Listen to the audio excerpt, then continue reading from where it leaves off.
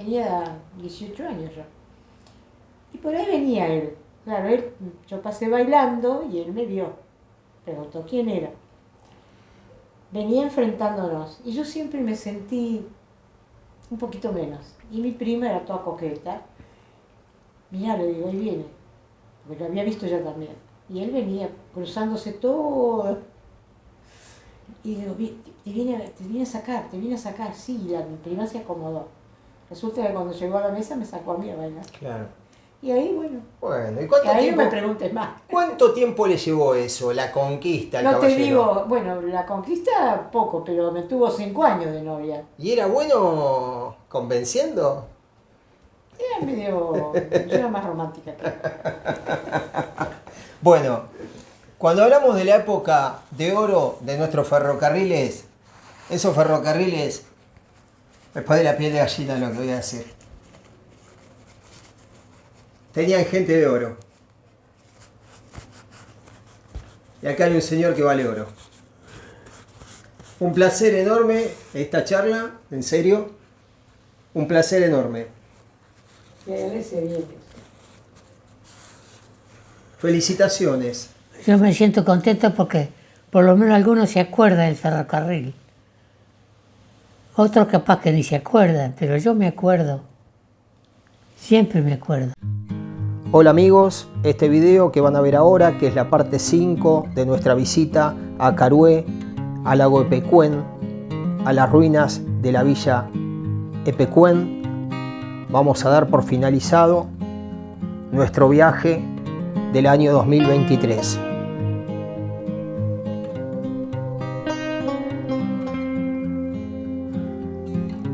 Para comenzar vamos a recorrer las ruinas del cementerio de Epecuén. Imágenes muy tristes, pero que tenemos que documentar porque son parte de nuestra historia.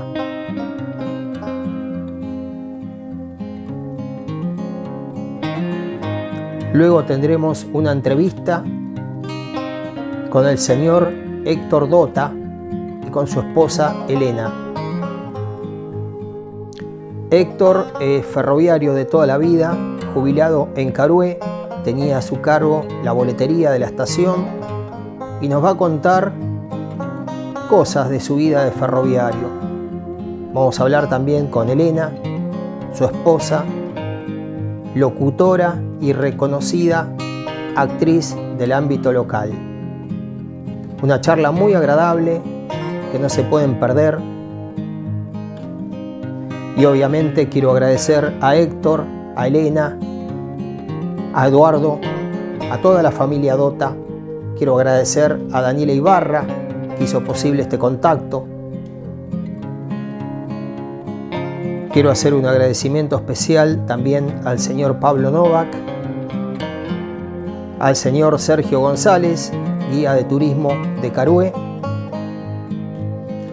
Agradecer además a Héctor Poggi, a Mariano Ordóñez, a Andrea Díaz.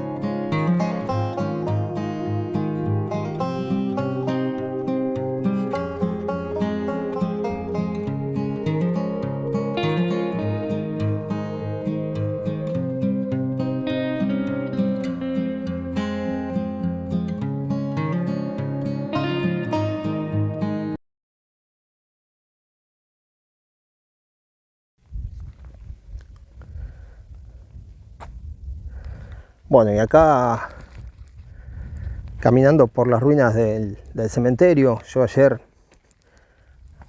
cuando transitaba las ruinas de lo que fue Villa Epecuén, decía muy similar a estar caminando en un cementerio, ¿no? Y hoy me toca hacer este recorrido y es lo mismo, ¿no? Es la misma sensación, la que se vive, la que se siente. Muchas almas descansaron en este predio y desde ya quiero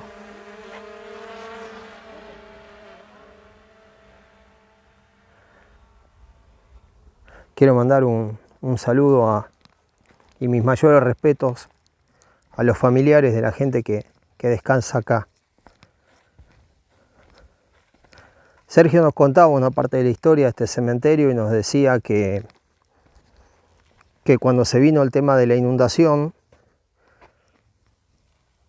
una de las primeras preocupaciones de la gente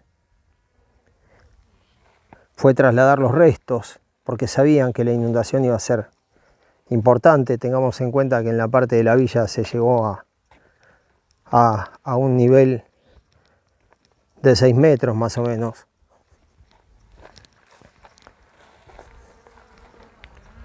Y bueno, algunos lo trasladaron a otros cementerios, lo pudieron hacer, y en un momento eso se dejó de hacer, se interrumpió.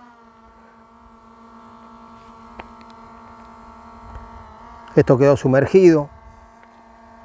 Hubo tareas realizadas por buzo para rescatar los restos. Lamentablemente algunos restos llegaron a flotar, nos dijeron. Pero bueno, la tarea de los buzos implicaba que era muy difícil y algunos pensaban que se podrían haber mezclado los restos, que era difícil identificarlos. Y después tenemos la parte de las bóvedas, de los nichos, que ustedes podrán observar que están todos cortados a la misma altura. Y esos no se derrumbaron, fueron cortados. Fueron cortados porque, bueno, la laguna tenía agua hasta este nivel y la gente se bañaba muy cerca y se veía el cementerio sobresaliendo. Entonces determinaron hacer un trabajo de corte. Vean que está todo muy prolijo. Hicieron un corte, un dinamitado, para que no emergiera nada por encima del nivel del agua.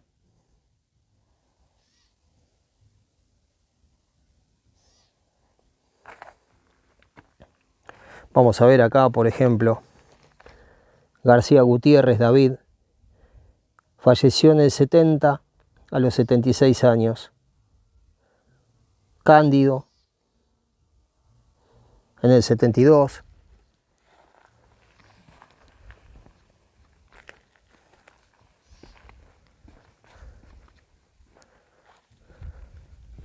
Y esto es triste como cada minuto, cada metro que me tocó transitar, compartir con Tomás, que también para él es una experiencia fuerte. Me hubiese encantado venir a las piletas en su época de auge en los años 70.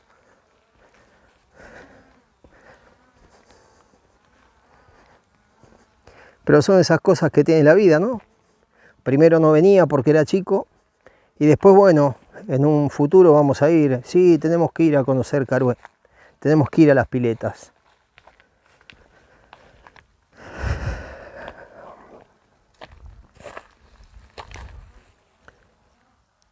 Nona Julia de Esteves. Hay algo que manda, que es el destino,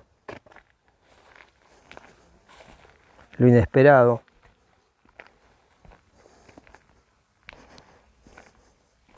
A todo esto hay restos que quedaron.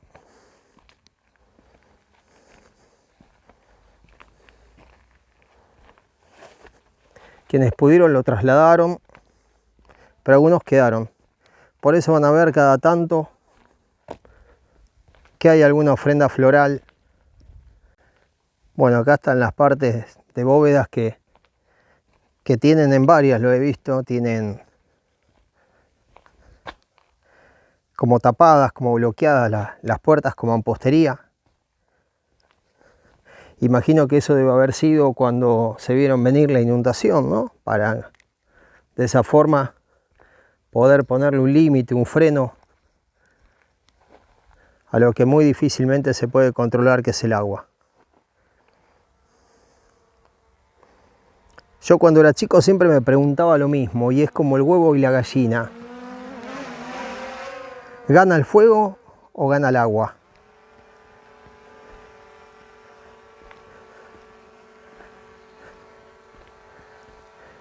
inundaciones, incendios.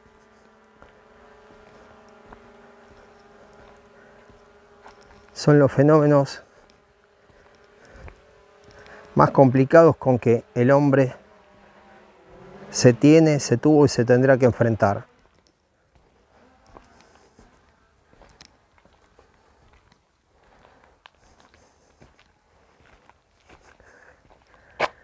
Una fuente que debe ser por encima, imagino que acá debe haber un osario, una fosa común.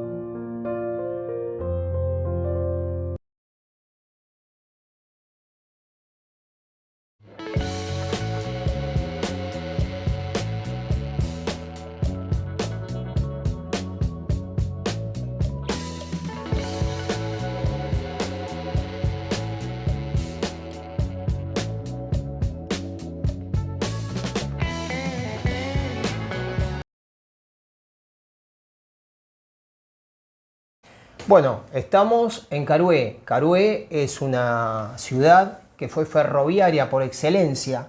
Tres líneas llegaban a Carué, lo estuvimos contando. Y qué mejor para este video que hablar con un emblema del ferrocarril. Estamos con Héctor Dota. Héctor, ¿cómo le va? Mucho gusto. Cuénteme, ¿qué significa el ferrocarril para usted? Y toda una vida estuve yo. Entré de muy joven. Entré en mi pueblo, Villairi, un pueblito del partido de Puan, en el año 46, en 1946. Era practicante sin sueldo. En esa época empezaba uno, por ejemplo, a hacer, si la carrera administrativa era mensajero, después dependiente, y así va aumentando Claro. la parte administrativa. ¿Y por qué se le ocurrió entrar al ferrocarril? ¿Eh? ¿Usted tenía familiares? ¿Usted tenía familiares trabajando en el ferrocarril? No. ¿Y cómo fue? ¿Por qué eligió el ferrocarril y no eligió otra cosa? Y porque era lo que pasó conmigo, pasó una cosa de familia. Yo, antes de entrar al ferrocarril, con un amigo, nos fuimos al sur. Llegamos a Neuquén. Y como yo me fui medio sin permiso, sin avisarle mucho a mi papá y a mi mamá, me fui al sur y estuvimos como un mes en el sur. Y después volvimos. No conseguimos laburo, había que laburar en la fruta esa época. Y digo, mira, acá nos vamos a ganar vamos a laburar como un loco y vamos de vuelta después. Y nos vinimos de vuelta a Villairi. Llego a Villairi y me estaba esperando mi viejo. Y fue un tema familiar. Me imagino. Dice, bueno, vos vas a entrar al ferrocarril, me dijo el viejo, mi papá. Y así fue. Él tenía un amigo, dice, mira, yo lo voy a ver a Esteban se llamaba, el apellido, Esteban. Y me dice, mira, dice, yo lo quiero meter al ferrocarril, porque era como ahora que no se conseguía el laburo tan fácil. Y yo ya tenía casi 18 años. Y bueno, sí, dice, que entré de practicante sin sueldo. Y entré de practicante. Después fui mensajero y después elegí una vacante de dependiente en la oficina de carga, me acuerdo. Y después seguí toda la carrera, hasta que vine acá, y acá era encargado de boletería yo, de la oficina de boletería.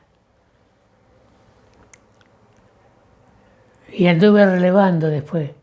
Estuve relevando en Mar del Plata, en Maipú,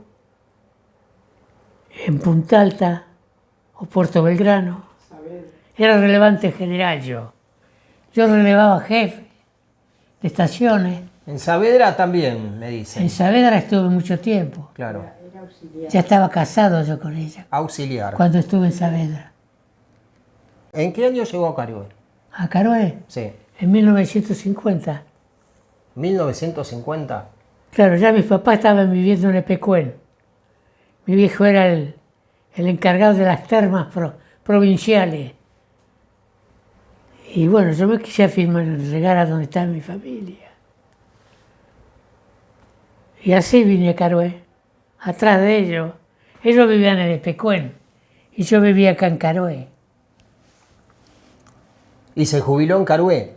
Y me jubilé en Carué ¿En qué año? ¿Se acuerda? en el 91, 91. en el mes de junio del 91. ¿Y qué se acuerda? ¿Qué me puede contar de la época? 3 ferrocarriles llegaban a Carué. Acá estaba el Roca, que era el más importante, el Sarmiento y el Mirland. Sí. El Mirna tenía la vía y tenía el depósito también, junto con el del ferrocarril Roca, el Sarmiento. Y yo atendía los 3 ferrocarriles. Usted atendía a los 3. La boletería, yo era encargado de boletería y atendía a los 3. En la época de verano, cuando el turismo. Pero tenía algunos compañeros que trabajaban conmigo. ¿Viajaba mucha gente? Oh, acá era una locura, era. Cuando venía el turismo, oh, las colas de gente haciendo para sacar boletos de regreso, porque no había otra cosa. El que llegaba al lago de Pecuén era el Sarmiento. El Sarmiento, sí. ¿Cómo era? ¿Era el tren el que iba a La Pampa? No. El Sarmiento a La Pampa iba por Empalme Rivera. Por Empalme Rivera. Rivera, no me acuerdo la otra estación cuál es. Ahí empalmaban con el Sarmiento. Darregueira. Darregueira era un lugar importante. Tenía un galpón de máquina fantástico, tenía. Darregueira. Y esto pertenecía al Sarmiento. Y el palmaba con el Roca. Porque acá ayer leí en la estación que todos los días salía a las 22:10 de 11 el tren que iba al lago de Pecuén. ¿Ese pasaba primero por Carué? Sí. Pasaba por Carué, primero Carué y después Pecuén. Y ahí volvía. El Sarmiento. Y el Sarmiento seguía para la Tranquelao, que en Peguajó. Claro. Y todas esas estaciones.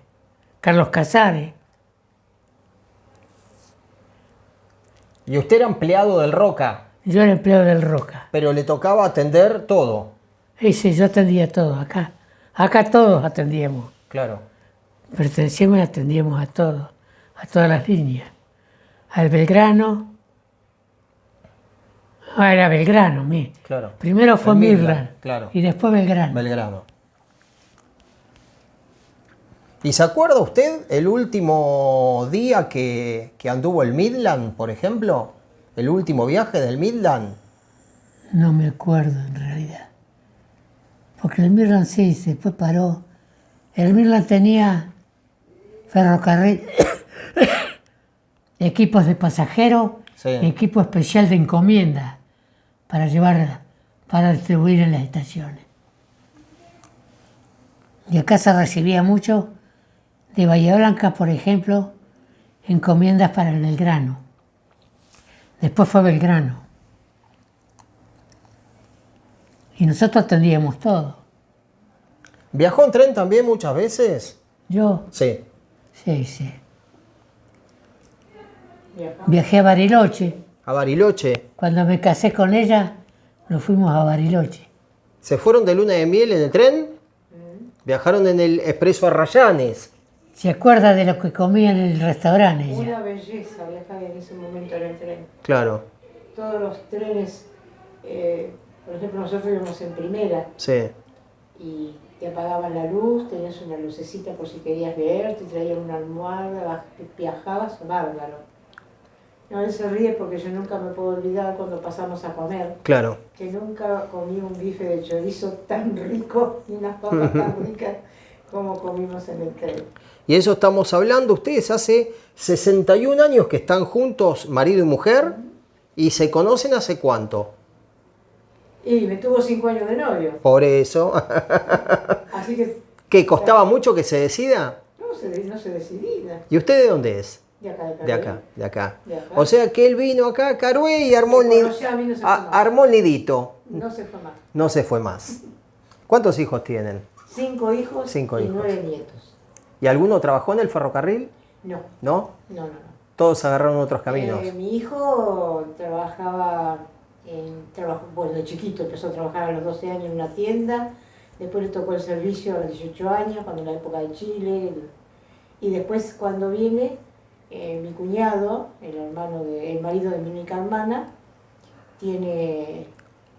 es abogado, tiene una oficina y trabajó mucho hasta el día de hoy con mi cuñado en el campo y en la oficina. Claro, bueno. Y las chicas, todas estudiaron acá, en el Colegio San José. Tengo una en Quilmes, casada con un hijo, otra en Bransen, casada con un hijo. Y la que está en Bransen es melliza de la que yo tengo acá con nosotros, que es profesora del Colegio San José. Y la más chiquita, que es la más grande de altura, ella también tiene 4 hijos y vive acá en Carué. Bueno, tienen una linda familia y viven en un lindo lugar. ¿Qué pasó? Que un día perdimos el tren. Se fue el tren. ¿Qué pasó? ¿Qué pasó? Que yo no sé, la decisión fue del gobierno de clausurar todo. Claro. Y el país se paralizó. Se paralizó el ferrocarril y se paralizó el país. No había dónde viajar. De acá donde íbamos, a Bahía en el micro. Claro. Porque no había tren, ¿no? Lo primero que clausuraron fue el tren. ¿Y usted cómo vivió esa época, esa noticia? Yo me dolió, pero tuve que agarrar otro rumbo, buscar trabajo para otra cosa. Estuve de viajante de una firma de Bahía que vendíamos, Brecán se llamaba. Era representante de hace tanto tiempo que ya ni me acuerdo. Y viajaba, me iba a La Pampa, General Hacha, todo. Una estanciera tenía. Una estanciera. ¿Qué modelo? ¿69? Sí. ¿69? La estanciera 69 fue lo más lindo que hubo. Oh, esa camioneta. Esa estanciera andaba. ¿Y cuánta ahora uno va a la estación y cuesta imaginarse, ¿no? En una época buena del ferrocarril, ¿cuánta gente trabajaba en Carué? ¿Cuántos ferroviarios podían haber? Acá había más de 100. ¿Más de 100? Sí, sí. Porque acá estaba el galpón de máquina. Había 2 galpones de máquina. El que era del Belgrano y el del Roca. Claro. Ahí trabajaba mucha gente. Ajustadores, movedores. Y después estaba la parte de administrativa que trabajábamos nosotros. Y cuando se terminó la actividad ferroviaria, cuando cerró todo, ¿esa gente se volvió a sus pueblos o eran gente que vivía acá? No, muchos vivían acá. ¿Muchos vivían acá? Muchos ferroviarios había. Y la pasaron mal, me imagino. Sí, los primeros tiempos sí. ¿Cuántos trenes había por día? Si uno iba a la estación a querer ver el tren, ¿había muchos trenes de pasajeros? Acá había diariamente pasajeros, había 5. 5 pasajeros. Y después los que venían, los locales. En la época del turismo venían 1.500 personas. ¿1.500? 1.500 personas para arriba. Para arriba. Toda gente que venía de turismo. Trabajaba muchísimo. Y el paseo de las chicas de la estación.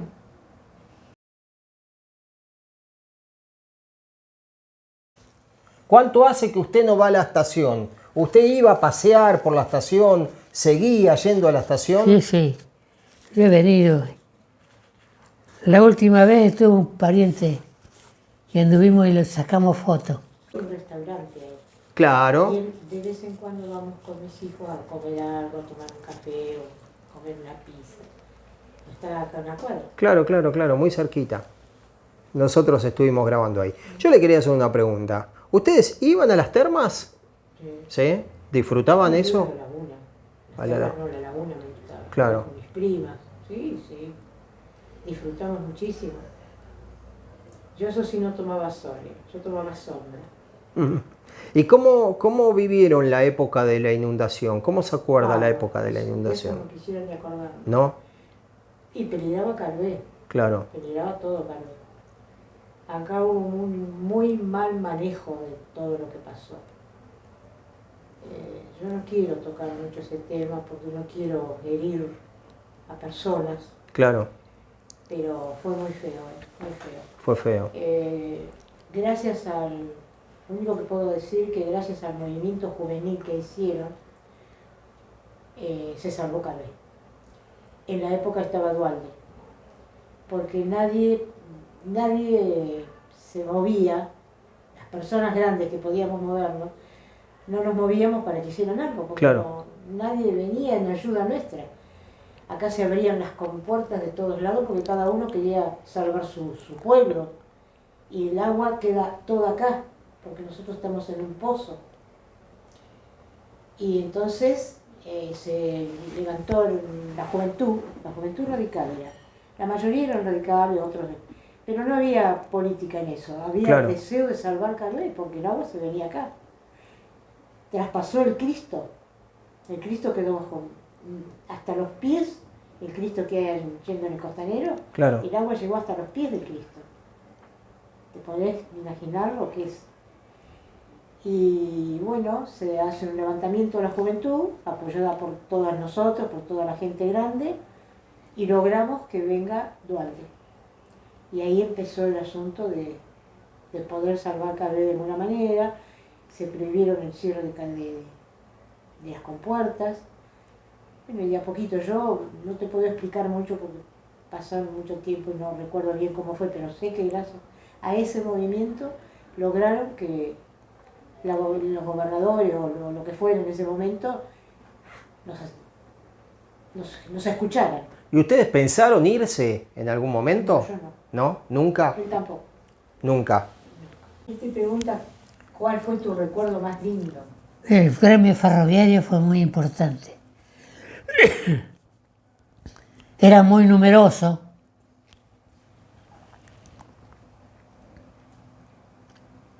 ¿Y se acuerda de algún día especial? ¿Algún día especial que haya vivido usted en el ferrocarril? Cuando se nacionalizó, me acuerdo como si fuera hoy, en mi pueblo, Villairi, sacaron una mano. El pueblo estaba en la estación para cuando se nacionalizó.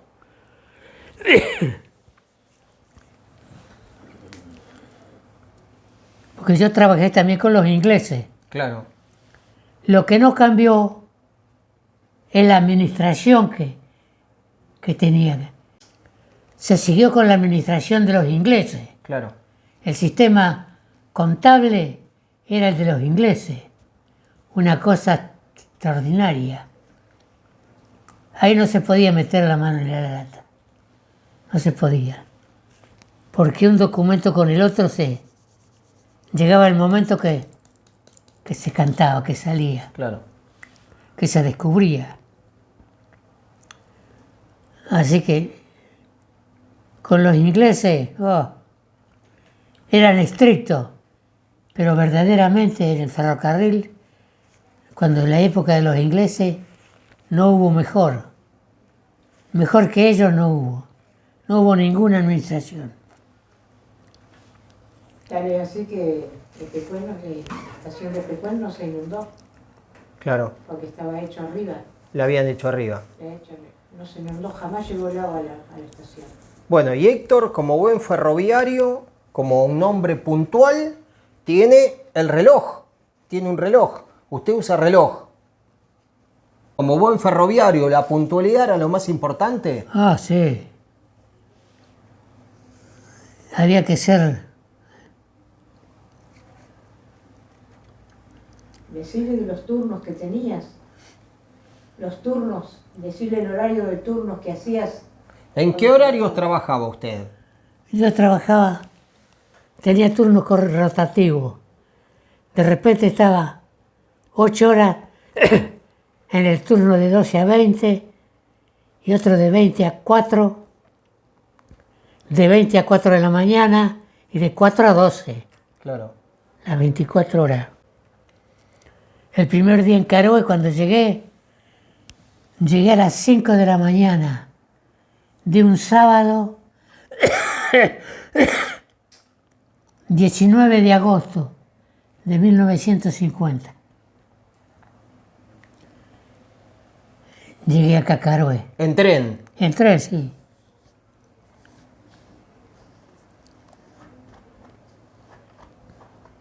Y un diccionario. Había viajado Una melliza. de Villaire a Bahía. Pasé la noche en Bahía y al otro día me tomé el primer tren local, que era local a Coronel Suárez, Bahía Blanca, Coronel Suárez, pero yo me bajé en Saavedra porque es la combinación para acá.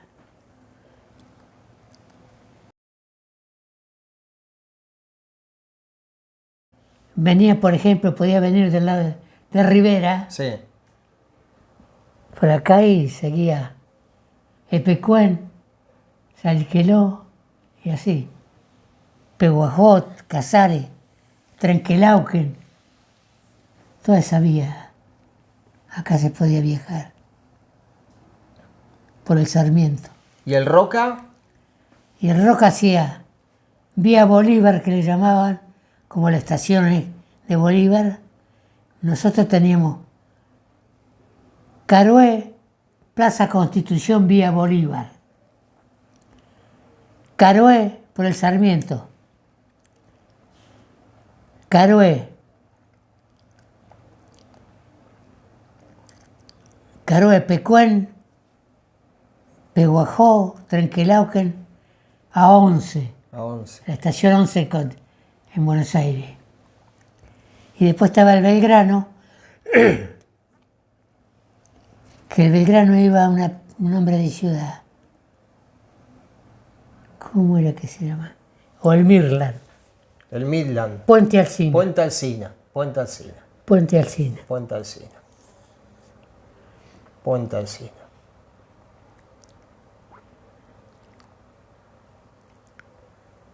No, en esa época, si no podía viajar en uno, viajaba en otro.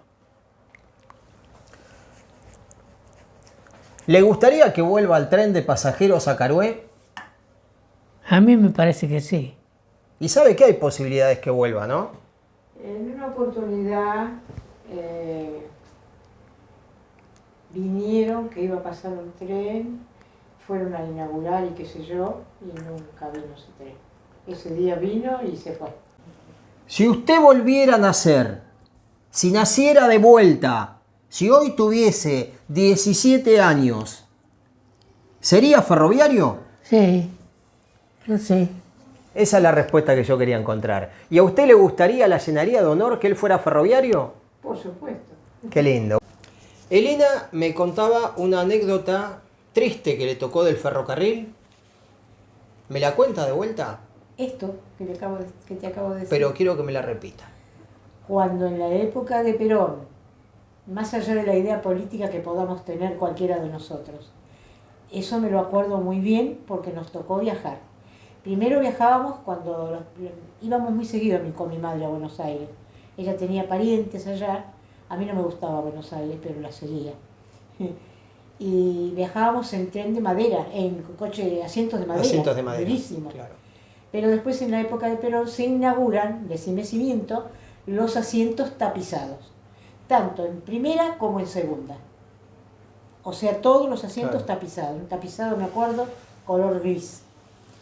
Y bueno, estuvo un tiempo. Al poco tiempo, un día, nos tocó viajar con los asientos rasgados, con cuchillo o con gilet o no sé con qué.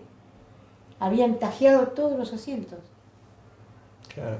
Eso es una historia triste, ¿no? Porque no sé si fue... Supongo que habrá sido por política. Seguramente, Por idea política. seguramente. No le gustaba el presidente de ese momento y rompieron los asientos. Seguramente. Así que bueno. Bueno, Elena, yo les agradezco muchísimo este Por rato. favor. Le voy a dar la mano. A mí no me saques, ¿eh? No. Yo tengo que salir. Le prometo que no va a salir. Le prometo que no va a salir. Él es el principal. Y Héctor, Un placer enorme. Y esas manos vendieron boletos. Sí. ¿Tiene? ¿Guardó boletos de recuerdo? No, no, ¿Nunca? no tengo nada. ¿No tiene nada? No, no. No ¿Cómo guard- nada? Me tenía miedo, recuerdo.